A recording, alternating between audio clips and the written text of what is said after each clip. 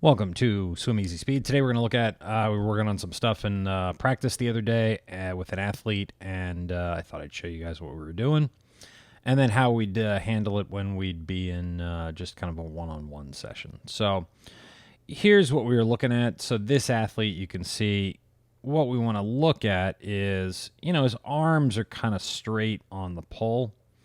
So, this angle right here, about 142. Typically, we want to see that between about 100 to 110. So it would look more like that. Okay. Midline is kind of over here. So at this point, his hand's pretty far away from midline, pretty far away from where his shoulder is, which is where all the leverage would be. And then it's a little bit better. So on this side, you can see right here, right at about 100, looks pretty good. Now, midline is kind of over there, so it definitely changes those angles a little bit. It could be a little bit better.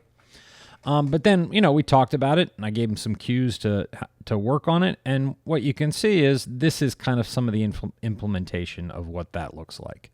So here we are. If we were 140 something before, he's about 112.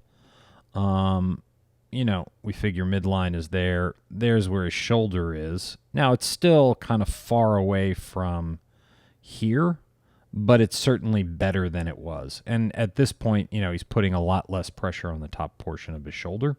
Could it come in some more? Absolutely. Does he have more work to do? Yes, he does. But, that's a lot better than it was. So we can see here, this one, a little bit better, still about in line with where it was. You figure midline is right about there. In line with the shoulder is right about there. So that one looks pretty good on that left side. So it's something, that definitely helped out.